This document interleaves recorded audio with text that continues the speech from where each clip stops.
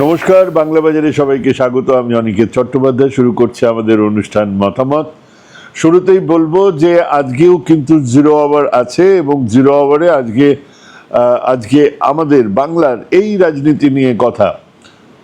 তৃণমূল ঘুরে দাঁড়াবে কি হলো সেই সমাবেশে, এইসব নিয়ে আমাদের কথাবার্তা হবে এবং আমাদের সঙ্গে চারজন আজকে থাকছেন। প্রবীর বিশ্বাস থাকছেন সুমন ভট্টাচার্য থাকছেন, ডক্টর রেজাউল করিম এবং দীপঙ্কর দে। আমরা আজকে এই নিয়ে আলোচনা করব। এটা প্রথম কথা। দ্বিতীয় কথা, আগেও বলেছিলাম, আবার বলে রাখছি যে আগামীকাল থেকে 20 তারিখ পর্যন্ত আমাদের বাংলা বাজারের কোনো অনুষ্ঠান করা সম্ভব হবে না, কারণ আমি যেখানে যাচ্ছি সেখানে নেটওয়ার্ক প্রায় নেই বললেই চলে। যদি কখনো খুব দরকার হয় কিছু বলার, সেটা নিশ্চয়ই বলবো, কিন্তু আদারওয়াইজ সাধারণভাবে অনুষ্ঠান হবে না। এটা হচ্ছে গিয়ে দ্বিতীয় ব্যাপার। তৃতীয় ব্যাপার হচ্ছে যে আমরা আবার বলবো যে স্বাধীন সাংবাদিকতার স্বার্থে আপনাদের কাছ থেকে আমরা সমর্থন চাইছি। যারা পারবেন তারা আমাদের বাংলা বাজারের সদস্য হন, বাংলা বাজার সাবস্ক্রাইব করুন, বাংলা বাজারকে মানুষের কাছে পৌঁছে দিন, এটা দায়িত্ব। এবং বাংলা বাজারের সদস্য হওয়াটা মানে সমর্থন করা, তার সঙ্গে অন্য কিছু নয়। যারা সদস্য নন তারাও যেরকম অনুষ্ঠান দেখছেন তারাও সেরকম অনুষ্ঠানই দেখবেন। এবার আজকের অনুষ্ঠান শুরু করছি। আজকের মতামত, আজকের শীর্ষক স্বাধীনতার আগে বা পরে এই প্রথম রাজ্য মন্ত্রিসভাতে একজন সংখ্যালঘু নেই।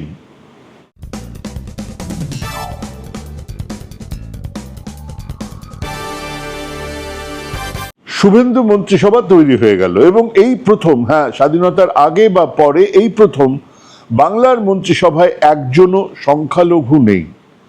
মুসলমান বা খ্রিস্টান নেই, আর থাকবেই বা কি করে? নির্বাচনে তাদের একজন প্রার্থীও ছিল না সংখ্যালঘু, কাজেই জেতার প্রশ্নই নেই। মন্ত্রিসভাতেও স্বাভাবিক কারণেই নেই। রাজ্যের 31% মানুষ সংখ্যালঘু, তাদের বাদ দিয়েই তৈরি হচ্ছে শুভেন্দু মন্ত্রিসভা। মনে পড়ছে সেই সায়েন্স সিটিতে কবে 2021-এর পরাজয়ের পরে সবাইকে চমকে দিয়ে শুভেন্দু অধিকারী বলেছিলেন, সবকা সাথ সবকা বিকাশ নয়, জো হামারা সাথ উসি কা বিকাশ। হ্যাঁ, মনে আছে। উনি বারবার করেই বলেছেন, স্পষ্ট বলেছেন বারবার করে, ওদের ভোট আমরা চাই না। আজ সরকার তৈরি হয়েছে, উনি অক্ষরে অক্ষরে কথা রেখেছেন। স্বাধীনতার আগে বা পরে এই প্রথম বাংলার একটা মন্ত্রিসভা তৈরি হলো, একজনও সেখানে মুসলমান বা খ্রিস্টান নেই। এবং এটাই যে এখন নিউ নর্মাল, সেটা ওই সকালে সবকটা কাগজ খুলে দেখুন, বড় বড় কাগজ, যারা নাকি বাংলার মতামত গড়ে তোলেন সেই তাদের কাগজে অন্তত তথ্য হিসেবে এই তথ্য আলতো করে বাদ দেওয়া হয়েছে। ভালো, এও এক রকমের রাজনীতি, যার কথা আমরা অনেকেই বহুদিন ধরেই বলছিলাম। দেশের 25-30 কোটি মানুষকে এক ঘরে করে রাখার পরিকল্পনার কথা বলে গেছি রোজ। এ রাজ্যেও সেই ছবি দেখলাম। এখন কেবল কবিতাতেই থাকবে মোরা একই বৃন্তের দুটি কুসুম, হিন্দু মুসলমান, মুসলিম তার নয়নমণি, হিন্দু তাহার প্রাণ। এসব গাইলেও অবশ্য প্রশ্ন তো উঠবেই, কিসের কুসুম কিসের? কোষ বিভাজনে বিষ ঢুকে গেলে কুসুম দেখা যায় না, জানি তো। কাজে এই কথা রেখেই আসুন পেছনের দিকে এগিয়ে চলি। এমনিতেই নতুন মন্ত্রিসভার বাকি দিকটা কিন্তু আমার পছন্দের এই কারণে যে মিলিয়ে মিশিয়ে শুভেন্দু মন্ত্রিসভা সারা রাজ্যকে জুড়ে নিয়েছে। জেলা, জাতি, উপজাতির দিকে নজর দেওয়া হয়েছে। নজর আছে RSS এর একেবারে কোর এজেন্ডা নিয়ে কাজ করার উপরে। আবার অন্তত দুজন প্রাক্তন বামপন্থী, একদা ট্রটস্কিপন্থী বিশ্ব বিপ্লবের তত্ত্বের কথা বলা স্বপন দাশগুপ্ত আছেন একদা চে গুয়েভারা প্রেমী CPIM নেতা শঙ্কর ঘোষ।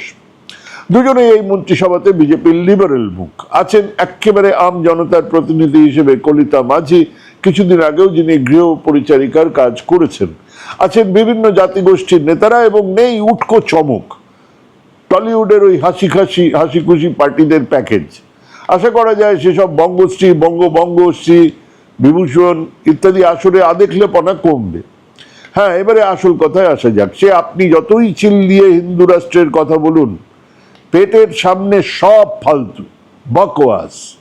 30 দিন না খেতে পেলে সামনের রাধা মাংস 2.5 ফুটের না 5 ফুটের, সে প্রশ্ন কেউ করবে না। হ্যাঁ, সেখানেই সমস্ত ধর্মের এক চূড়ান্ত পরাজয়। এখনো মন্ত্রোচ্চারণে পেট ভরে না। চাইলেই কোনো ধর্মের সর্বোচ্চ শক্তি এক থালা গরম ভাত সামনে এগিয়ে দেয় না। কাজেই সেই দিকে নজর থাকবে। কেন? কারণ এই সরকার আসার আগে ঢাক ঢোল বাজিয়ে এক সংকল্পপত্র জারি করেছিল, ইলেকশন ম্যানিফেস্টো। মোদিজি কি গ্যারান্টি, যা খুশি বলুন। মুদ্রা কথা হলো বিজেপি সরকারে আসলে কিছু কাজ করবে, মানুষকে ডেফিনিট কিছু দেওয়া হবে, তার প্রতিশ্রুতি দেওয়া হয়েছিল। আর ঠিক এই সময়ে সবচেয়ে বড় সমস্যা হলো গত 12-14 বছর ধরে যে যা বলেছে না, এই সমস্ত অন্তর্জালের কোথাও না কোথাও থেকে গেছে, ইন্টারনেট কোথাও না কোথাও সেই ব্যাংকে থেকে গেছে। ঠিক যেরকম সেই কবে 2016-তে বিজেপির ওই মুরলীধর লেন থেকে বার করা ভিডিও যখন খুশি উঠে আসে আমাদের সামনে, তোয়ালে মুড়ে ঠোঙায় করে একেবারে থুতু দিয়ে গুনে সেই টাকা নেওয়ার ছবি, ঠিক সেই রকম বিভিন্ন জায়গাতে যা যা বলেছেন সেসব রাখা আছে। হ্যাঁ, মানুষের স্মৃতি নিয়ে ঠাট্টা করছে রাজনৈতিক নেতারা, কিন্তু এই যান্ত্রিক বিস্ময় হয়েছে এক বিপদ, ঠিক উঠে আসে। যে মুহূর্তে মুখ বড় করে বলছেন যে কই আমি তো সাংবাদিকতার কোষ্ঠী পাথরেই নিজেকে যাচাই করেছি, রাজানুগ্রহ তো আমি নিইনি, অমনি ইন্টারনেটে ভেসে উঠলো আপনার সহাস্য বদন, আপনি হাতে করে বঙ্গশ্রী নিচ্ছেন। হ্যাঁ হুজুর, আপনিও বেতন নিয়েছিলেন, সেই রকম আর কি। আগে রাজনৈতিক প্রতিশ্রুতি ছিল মরুভূমির ওপর দিয়ে হেঁটে যাওয়া, পায়ের দাগ বিলকুল মুছে যেত।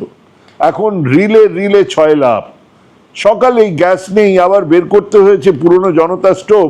অমনি দেখি সব জানতা রিলওয়ালা জানিয়ে দিল মাত্র কমাস আগে বর্তমান মুখ্যমন্ত্রী বলেছেন 450 টাকায় গ্যাস সিলিন্ডার দেবার কথা, রাজস্থানের মতো। হ্যাঁ, মানুষ কিন্তু অপেক্ষা করে বসে আছে। বিরোধী হিসেবে হাতে তাজমহল দেবার প্রতিশ্রুতি নিয়ে হেরে গেলে কেউ তা মনে রাখে না, হেরে যাওয়া পার্টির কথা কে মনে রাখবে? কিন্তু জিতে গেলে, সরকারে এলে 450 টাকা গ্যাস সিলিন্ডার মানুষের মগজে সেটে থাকবে শুভেন্দুবাবু, প্রতি পদে পদে আপনাকে মনে করিয়ে দেবে। ঠিক যেমন মনে করাবে সবাইকে অন্নপূর্ণা ভান্ডার দেবার কথা, 200 ইউনিট ফ্রি বিদ্যুৎ দেবার কথা, যুবশক্তিতে বেকারদের 3000 টাকা দেবার কথা, গর্ভবতী মহিলাদের 21,000 টাকা, আয়ুষ্মান ভারত প্রকল্প চালু করার কথা, রাজ্য সরকারি ক্ষেত্রে 50,000 শূন্যস্থানে এখনই নিয়োগ করার কথা, সরকারি কর্মচারীদের বকেয়া ডিএ, কেন্দ্রীয় সরকারি কর্মচারীদের সমান ডিএ আর পে কমিশন লাগু করার কথা। হ্যাঁ, এসব নির্বাচনের আগে বলা হয়েছিল। এবার নির্বাচন শেষ, তৃণমূল হেরেছে, তারা থাকবে না, ঘুরে দাঁড়াবে, সেসব পরের কথা। তাদের জায়গাতে বামেরা উঠে আসবে নাকি আসবে না, সেসব নিয়ে মানুষের বিরাট কোনো ভাবনা চিন্তা নেই। ওই দু একটা ব্রেকিং নিউজ মানুষ চোখে রাখবেন, আবার ঋতব্রত বহিষ্কৃত গোছের হেডলাইনে উৎসাহ থাকবে, ঋতব্রত দল ভাঙতে পাচ্ছেন কিনা, দল ভেঙে বিরোধী দলনেতা হচ্ছেন কিনা, পাবলিক অ্যাকাউন্টস কমিটির চেয়ারম্যান হচ্ছেন কিনা, এইসব নিয়ে একটা ছোটখাটো চিন্তা ভাবনা থাকবে, তার বেশি কিছু নয়। মানুষ এবার সরকারের মুখের দিকে তাকিয়ে থাকবে। ইনফ্যাক্ট মানুষ এবারে আরো বেশি করে তাকিয়ে থাকবে এই জন্যে যে এটা তো কেবল একটা রাজ্য সরকারের মুখ্যমন্ত্রীর কথা নয়, এটা মোদির গ্যারান্টির প্রশ্ন। তো 9ই মে শুভেন্দু অধিকারী মুখ্যমন্ত্রী হয়েছেন, মাস ঘুরতে চলল, আর সেই অর্থে এখনো পর্যন্ত আমরা মাত্র একটা প্রতিশ্রুতিকে বাস্তবায়িত হতে দেখেছি। হ্যাঁ, মহিলাদের বাসে ফ্রি টিকিট লাগু হয়েছে, বহু মহিলা বাসে চড়েছেন। হ্যাঁ, তাদের হাসিমুখ বলে দিচ্ছে প্রতিশ্রুতি পালনে তারা খুশি। সেখানেও সমস্যা আছে, বাস কোথায়, পাবলিক ট্রান্সপোর্টই তো তুলে দেওয়া হয়েছে, কাজেই কতজন পাবে ওই ফ্রি সার্ভিস? তবুও প্রতিশ্রুতি দিয়েছিল সরকার, পালন করেছে, এটা বড় ব্যাপার। কিন্তু বাকি প্রত্যেকটা প্রতিশ্রুতি ঝুলছে মগডালে এখনো। হ্যাঁ, আমরা জানি না অন্নপূর্ণা যোজনার কি হবে, কতজন বাদ পড়বে। এদিকে লক্ষ্মীর ভান্ডার কবে থেকে দেওয়া হবে, লক্ষ্মীর ভান্ডারও বন্ধ হয়ে গেছে, কবে বন্ধ হবে কেউ তা জানে না, কবে চালু হবে সেটাও কেউ জানে না। সবাই অন্নপূর্ণা ভান্ডার পাবেন কিনা তা নিয়েও প্রচুর বিভ্রান্তি আছে। এবং সব থেকে বড় কথা হলো, যা যা বলা ছিল না সেরকম অনেক ঘটনা ঘটছে। উত্তর থেকে দক্ষিণে রেল স্টেশনের ধারে বাইরে হকার উচ্ছেদ হচ্ছে একেবারে এক অমানবিক পদ্ধতিতে। বেশ কিছু বিজেপি বিধায়কেরও মুখ শুকনো, তারাও বুঝতে পারছেন যে মানুষ এবারে আঙুল তোলা শুরু করবে। তারাও বুঝতে পারছেন যে এক বিরাট সংখ্যক মানুষ রুজি রুটি হারিয়ে তাদের বিরোধিতায় নামছেন, সেই মানুষদের পেটে পা পড়ছে, তারা মরিয়া। তাদের ওই বিশাল সংখ্যার মধ্যে এই কিছুদিন আগে বিজেপিকে ভোট দেওয়া মানুষের সংখ্যা কম নয়। এবং দেখুন, শুভেন্দু অধিকারীর বক্তব্য ইন্টারনেটে ঘুরছে, তিনি বলেছেন হকার উচ্ছেদের বিরুদ্ধে তিনিও বুলডোজারের সামনে গিয়ে দাঁড়াবেন। আজ তার মুখে নিয়ে একটা কথাও নেই। কেন নেই? কারণ খুব পরিষ্কার, এই মন্ত্রিসভা নবান্ন বা রাইটার্স থেকে চলবে না, চলছে না, চলা সম্ভব নয়। এই মন্ত্রিসভা চলবে দিল্লির মর্জি মাফিক। এবারে সেই স্টেশনের কত ভাগ যাবে আদানির কাছে, কত ভাগ যাবে আম্বানির কাছে, সে তো ঠিক করবে সেই দিল্লির নেতারা, সেই ঊর্ধ্বতন কর্তৃত্ব পক্ষ। বাংলা জুড়ে ঘোষেদের গোপালন ব্যবসার মূলে আগে আয়ত ছিল গরু বেচে, দুধ ছানা বেচে তাদের কাছে খুব বেশি কিছু থাকতো না। খড় বিচুলি, খোল, ময়দা, ভুসি আর ওষুধপত্রের যোগান দিতে সব শেষ হয়ে যেত, কিন্তু লাভ আসতো গরু বেচে। গরু বেচে কেনাতে তারা কিছু লাভের মুখ দেখতেন, এবারে সেটা কেড়ে নেওয়া হলো। ফতোয়া ছিল, কিন্তু এবারে তা স্ট্রিক্টলি পালন করা হচ্ছে। অগ্নিমিত্রা পল নিজে জানিয়ে দিয়েছেন 14 বছরের বেশি গরু কাটা যাবে, তার আগে নয়। তাহলে ষাঁড়েদের কি হবে? মুসলমানরা, গরু ব্যাপারীরা কোরবানির আগে গরু কেনা বন্ধ করে দিয়েছে, আর বহু হিন্দু মানুষের মাথায় হাত পড়েছে। ওই ব্যবসায়ীরা বলছেন তাদের দাবি গরুকে জাতীয় পশু বলে ঘোষণা করা হোক, আর তারা জানিয়েছেন তারা গরু কিনবেন না। ভারী মজার ব্যাপার। এখন গরুকে জাতীয় পশু করার কথা কারা বলছেন? মুসলমানরা। হ্যাঁ, বন্ধ করুন তাহলে আপনারা, বিফ এক্সপোর্ট বন্ধ করুন, কত টাকার বিজনেস শেষ হবে সেটা বোঝা যাবে। পাড়ায় পাড়ায় গোরক্ষ বাহিনী তৈরি হয়েছে, অথচ তারা চলতি গাড়িতে ঢিল ছুটছে, এরও তার ঘরে গিয়ে শাসাচ্ছে। কার জামাই মুসলমান, কার ঘরে তুলসী গাছ জল দেওয়া হয় না, সেসব এখন পাড়ার মোড়ের ইস্যু। আসলে এক মুসলমান ঘৃণা ছড়িয়ে দাও, সর্বত্র ছড়িয়ে দাও। এক নতুন সরকারের কাজ করার জন্য এই পরিবেশ মোটেই কাম্য নয়। এই পরিবেশ জন্ম দিচ্ছে সন্দেহের। ইতিমধ্যেই এক বিরাট সংখ্যক মানুষ বলছেন, কে জানে বাবা অন্নপূর্ণা ভান্ডার পাবো কিনা। ইতিমধ্যেই স্বাস্থ্যসাথী কার্ড অনেক নার্সিংহোম বা ছোট হাসপাতালে নেওয়া হচ্ছে না, ফিরিয়ে দেওয়া হচ্ছে। ওদিকে আয়ুষ্মান ভারত কবে চালু হবে কেউ জানে না, কারা পাবে তাও কেউ জানে না। হ্যাঁ, মানুষ এই সরকারের শুরুয়াত নিয়ে খুশি। আমি বলবো না যে খুশি নয়, কিন্তু তারা আরো কিছুদিন রাস্তায় হয়তো নামবেন না, আরো কিছুদিন তারা অপেক্ষা করবেন। আর এসবের পরে দুটো মোক্ষম ইস্যু কিন্তু এই সরকারকে তাড়া করে বেড়াবেই। এক, শুভেন্দু অধিকারীর ব্যক্তিগত সহায়কের মৃত্যুর রহস্যের কিনারা কিন্তু এখনো হয়নি। কারা করলো, কেন করলো, মানে সেই জাস্টিসের বিষয়টা কিন্তু এখনো ঝুলে আছে। দুই, আরজি কর ধর্ষণ আর হত্যাকাণ্ড অনেক আলোচনা হয়েছে, কিন্তু এখনো পর্যন্ত অভয়ার মা বা এই যারা সেই পক্ষে আছেন, যিনি নাকি এখন বিধায়িকাও বটে, তার বা তাদের বদ্ধমূল ধারণা যে একজন নয়, এই হত্যা ধর্ষণ আরো অনেকে সরাসরি জড়িত ছিল। কাজেই মানুষ সেই ধর্ষণ হত্যার পেছনে সবটা জানতে চাইবে। হ্যাঁ, এই দুখানা মার্ডার মিস্ট্রি এই সরকারকে কিছুদিন পর পরই প্রশ্নের মুখে দাঁড় করাবে। আর আমার ব্যক্তিগত ধারণা, এই দুই ক্ষেত্রই শেষ পর্যন্ত কিছু বের করা যাবে না, 5 বছর নয়, 2029-এর আগেই এই দুই মার্ডার মিস্ট্রি শুভেন্দু সরকারের কাছে এক বিড়ম্বনা হয়েই থেকে যাবে। তবুও নতুন সরকার তো, বাংলার সরকার, এই বাংলার মানুষের জন্য একটা সরকার।